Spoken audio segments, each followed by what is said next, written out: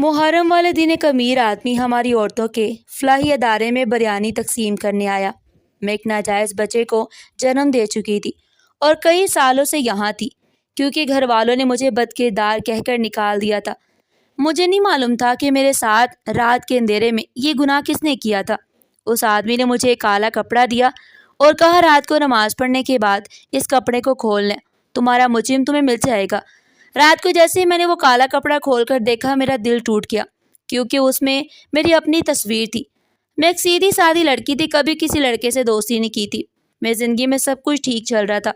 پھر اچانک میرے جسم میں عجیب سی تبدیلیاں ہونے لگی۔ میرا پیٹ کچھ دنوں سے پھول رہا تھا، مجھے لگا شاید پیٹ میں گیس ہو گئی ہے۔ ایک دن صبح اٹھی تو مجھے بہت کمزوری محسوس ہونے لگی۔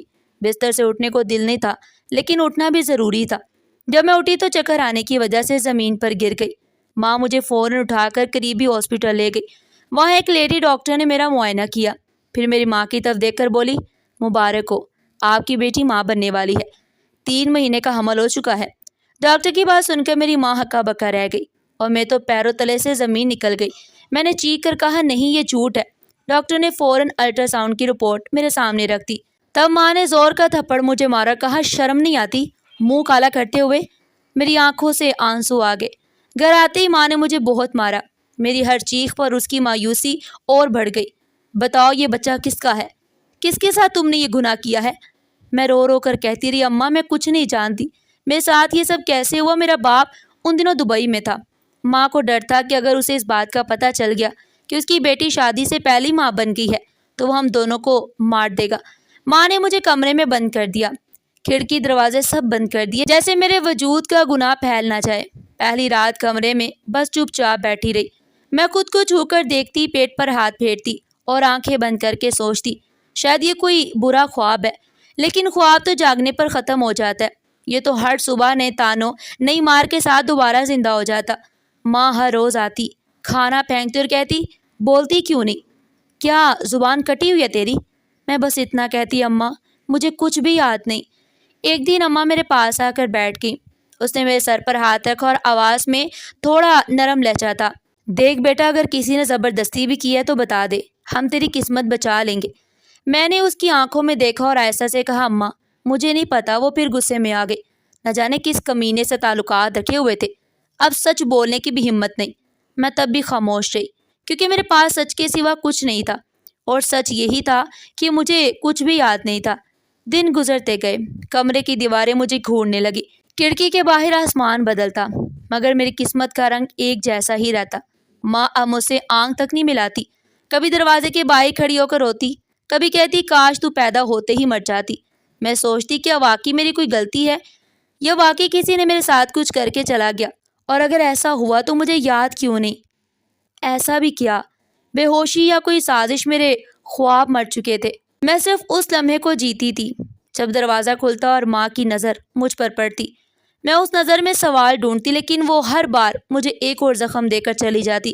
میں جانتی تھی کچھ تو تھا جو میں نہیں جانتی تھی، کوئی راز، کوئی اندھیری رات، کوئی یادداشت کی چھپی پرچھائی جس نے میرے وجود کو داغدار کر دیا تھا اور اب میری زندگی ایک قید بن چکی تھی جہاں میرا اپنا سچ بھی میری ماں کو جھوٹ لگتا تھا۔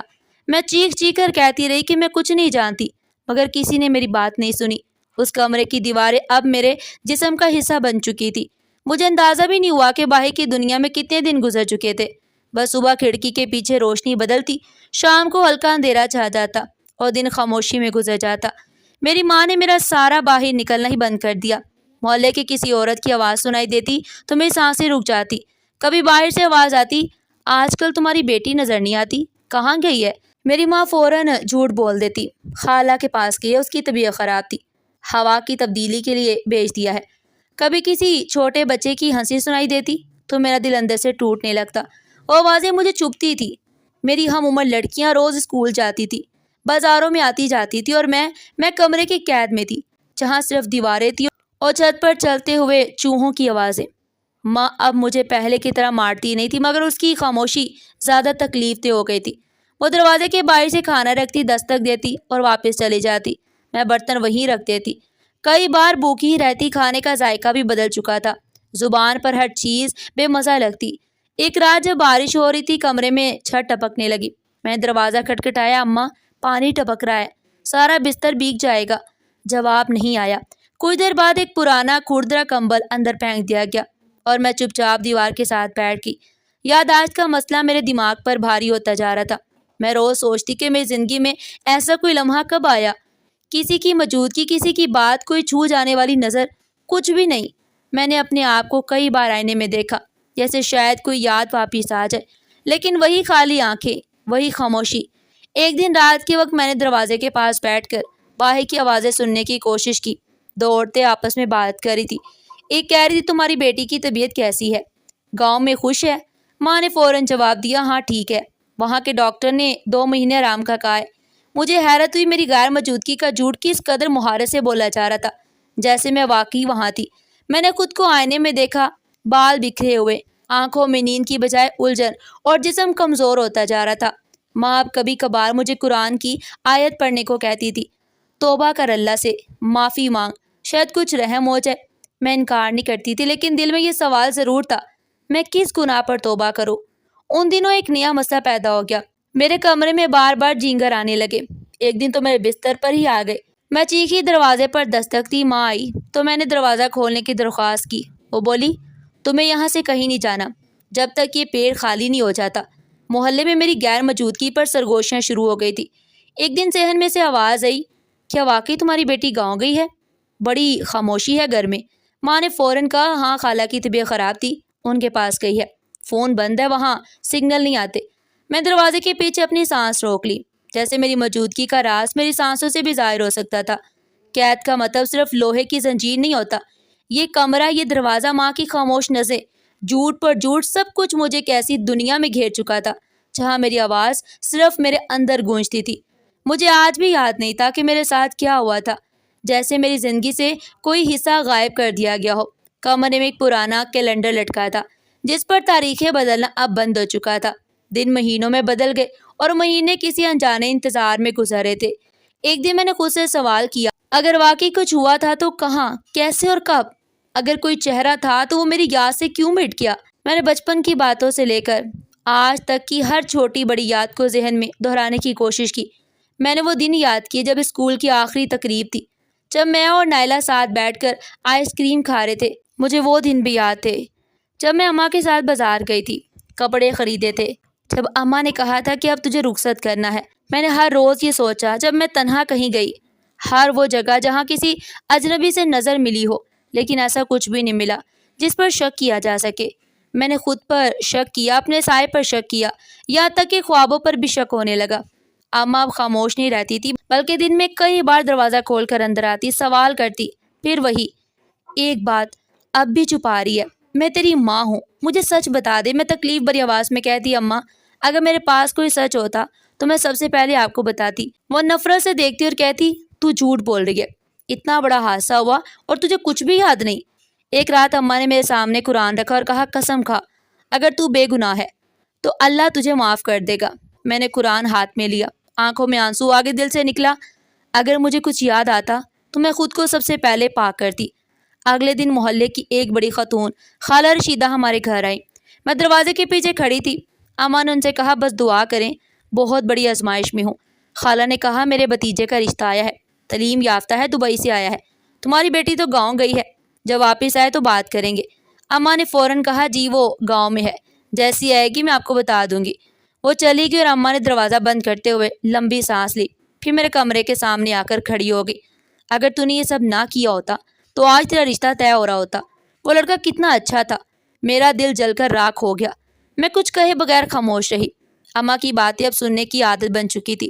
اسی رات جب سب سو رہے تھے میں نے چھت پر جانے کا ارادہ کیا، دروازہ چپکے سے کھولا، دبے پاؤں سیڑھیاں چڑھی، آسمان پر چند بادل تھے، ہوا میں نمی تھی۔ میں وہاں بیٹھ کر پھر سوچنے لگی، کوئی لمحہ، کوئی اشارہ، کوئی آواز، مگر ہر طرف خالی پن تھا، جیسے کسی نے میری یادوں کو دھو دیا ہو۔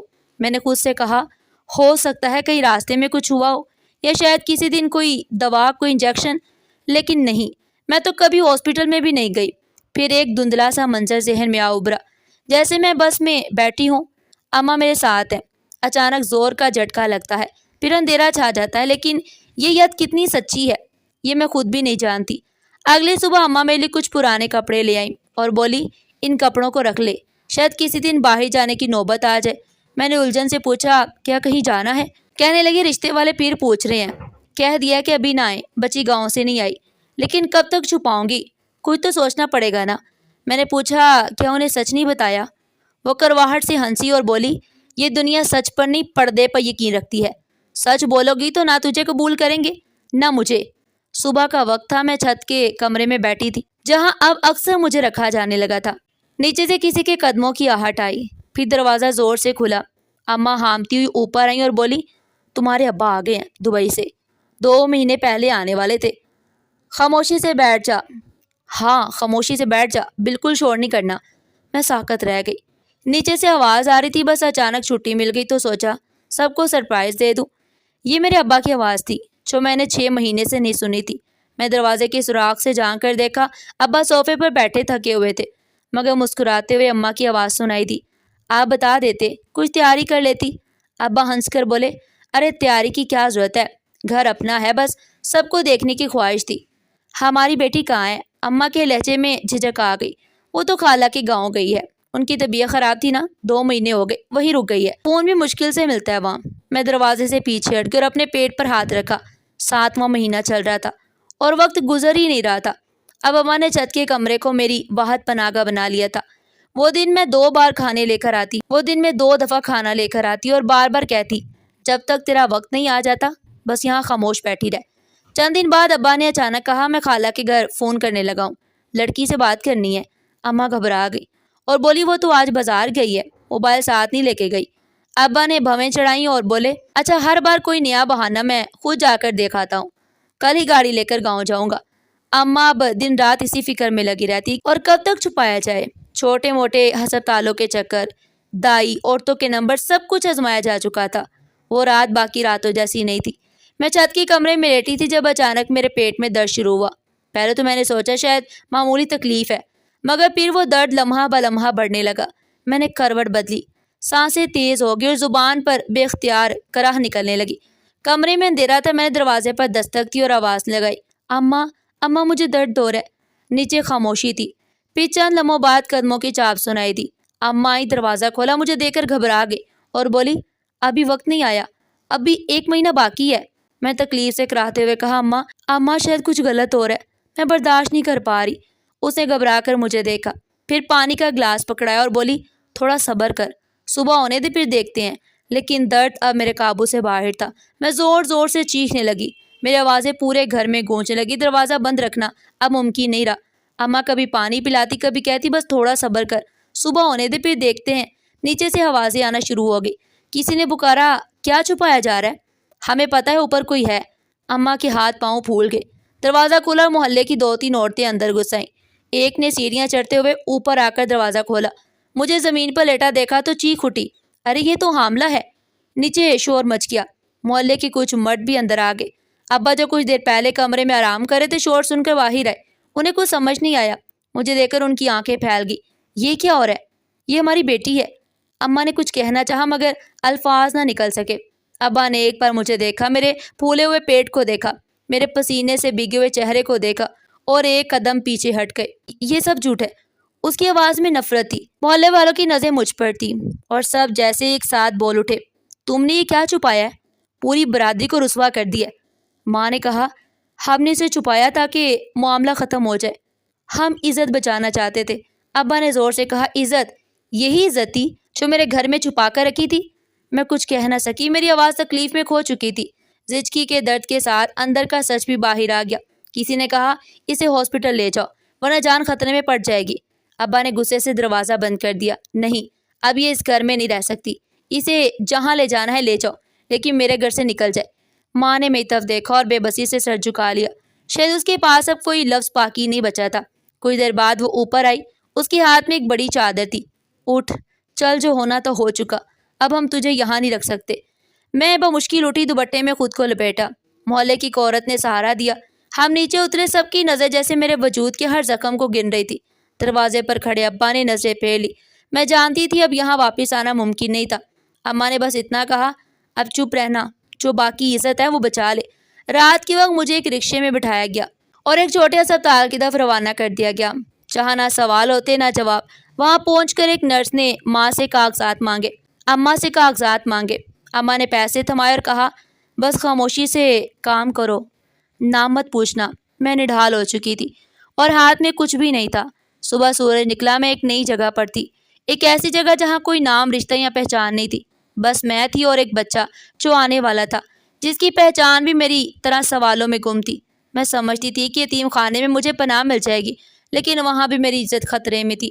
ہاسپٹل میں بچے کی پیدائش کے 2 دن بعد اماں مجھے ایک چھوٹے سے ادارے میں چھوڑ گئی اور بولی، یہاں کچھ دن رہنے دو، تب کچھ ٹھیک ہو جائے تو دیکھیں گے کیا کرنا ہے۔ دروازہ بند ہوا اور وہ چلی گئی۔ یہ یتیم خانہ تھا جہاں بے سہارا عورتیں اور بچے رہتے تھے۔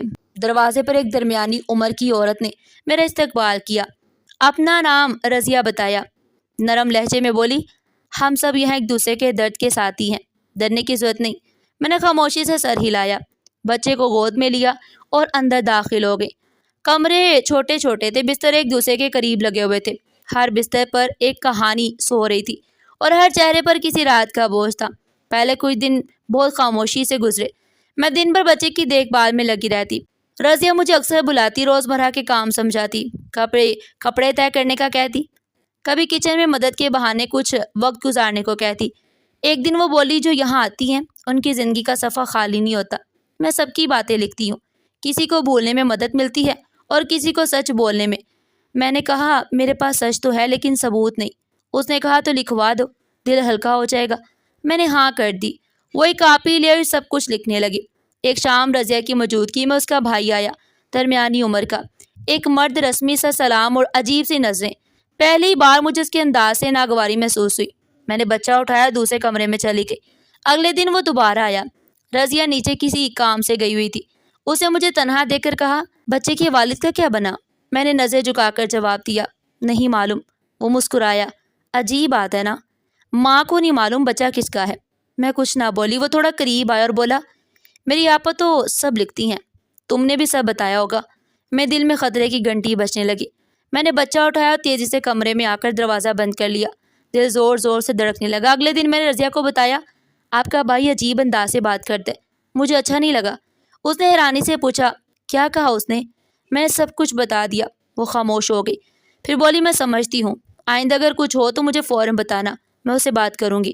2 دن سب ٹھیک رہا۔ میں مطمئن ہو گئی کہ شاید رضیہ نے اپنے بھائی کو سمجھا دیا ہوگا، لیکن پھر ایک دن وہ دوبارہ آیا۔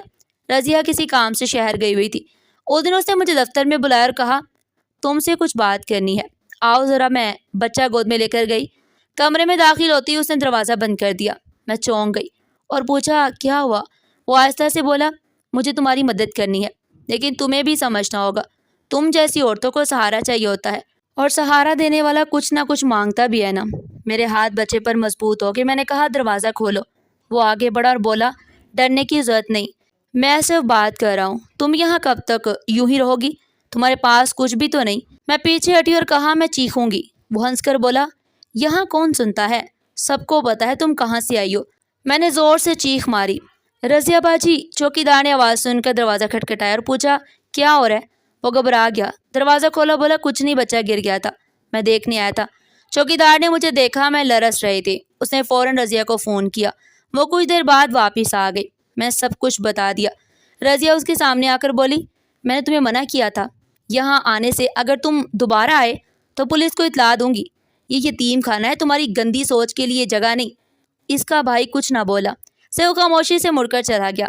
رضیہ نے مجھے سینے سے لگا کر کہا، تم محفوظ ہو، اب وہ دوبارہ یہاں نہیں آئے گا۔ میں نے سوچا شاید اب مجھے پناہ مل گئی ہے، لیکن میں یہ بھی جان چکی تھی کہ کہیں بھی رہو صرف دروازے کافی نہیں ہوتے، نگاہوں سے بھی حفاظت کرنی پڑتی ہے، آواز بلند کرنی پڑتی ہے۔ اور اب میں سیکھ چکی تھی کہ خاموشی سب سے خطرناک چیز ہوتی ہے۔ وہ رات میں زندگی کی سب سے ڈراؤنی رات تھی۔ رضیہ باجی نے کہا تھا کہ اس کا بھائی دوبارہ یتیم خانے میں قدم نہیں رکھے گا، اور کئی دن تک وہ نظر بھی نہیں آیا۔ میں سکون کا سانس لیا اور ہر دن معمول کے مطابق گزرنے لگا۔ میں صبح بچوں کو پڑھاتی اور شام کو رضیہ کے ساتھ کچھ وقت گزارتی۔ ایک رات تقریباً 10:30 بجے کا وقت تھا، جب میں اپنے کمرے میں بچے کو سلانے کی تیاری کر رہی تھی کہ باہر سے آواز آئی، رضیہ باجی نے بلایا ہے، آفس میں کوئی ضروری کام ہے، جلدی آ جاؤ۔ میں چونک گئی اور پوچھا، اتنی رات گئے؟ تب جواب آیا کہ بس تھوڑا سا کام ہے، وہ کہہ رہی ہیں ضروری ہے، جلدی آ جاؤ۔ میں نے بچہ اٹھایا، دروازہ کھولا۔ باہر وہی مرد کھڑا تھا، رضیہ کا بھائی۔ اس کے چہرے پر عجیب سی مسکراہٹ تھی۔ وہ بولا رضیہ باجی کی طبیعت خراب ہے، اس لیے میں آیا ہوں اور تم سے بھی ایک ضروری کام ہے، آ جاؤ نیچے، وقت ضائع نہ کرو۔